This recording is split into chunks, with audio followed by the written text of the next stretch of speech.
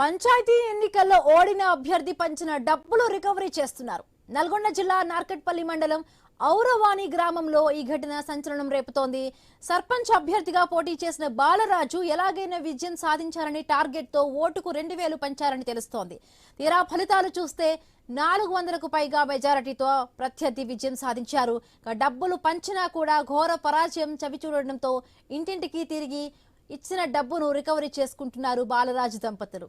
ఎవరెవరికి ఎంత ఇచ్చారో అవన్నీ వసూలు చేసుకుంటున్నారు. ఈ ఘటన స్థానికంగా సంచలనంగా మారింది.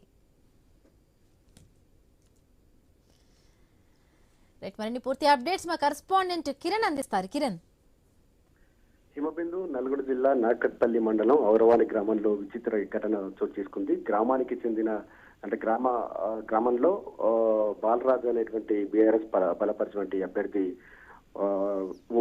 ఓటమి పాలయ్యారు. ఆ క్రమంలోనే అంతమంది కంటే ఓటు అడిగేటువంటి క్రమంలో ఓటర్లందరికీ కూడా ఓటుకు 2000 రూపాయలు పంచినట్టు కూడా తెలుస్తా ఉంది. ఆ నేపథ్యంలోనే ఆయన ఫలితాలు మాత్రం తారుమారయ్యాయి. ఆయన 450 ఓట్లతో ఓడిపోవడం జరిగింది. అయితే బాలరాజు దంపతులు ఇద్దరు కూడా ఇంటింటికి వెళ్ళి అంటే దేవుని ఫోటో పెట్టుకొని ప్రమాణం చేయాలంటే ఓటు వేసినట్లు ప్రమాణం చేయాలంటూ అదే తీసుకున్న డబ్బులు ఇవ్వాలంటూ కూడా ఇల్లు తిరగడం జరిగింది. ఈ ఘటన స్థానికంగా కొంత హాట్ టాపిక్ గా మారినటువంటి పరిస్థితి అయితే ఉంది.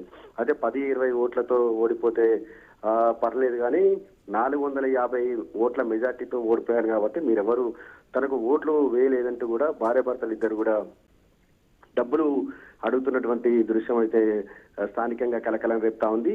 డబ్బులు ఇస్తారా లేకుంటే పెట్రోల్ పోసుకొని చావమంటారా అంటూ కూడా బాలరాజ్ దంపతులు ఇద్దరు డబ్బులు రికవరీ చేయడంపై కూడా స్థానికంగా చర్చ జరుగుతుంది. Right, thank you Kiran, thanks for the updates.